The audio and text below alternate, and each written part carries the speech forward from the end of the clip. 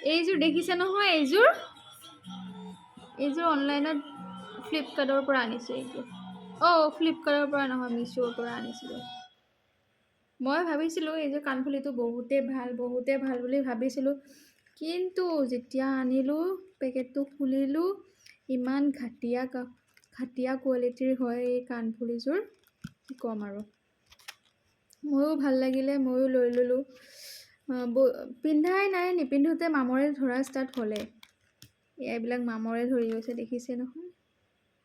মোবাইলটো দেখা নাপাব চাগে, মামৰে ধৰিলে কাণফুলিটো।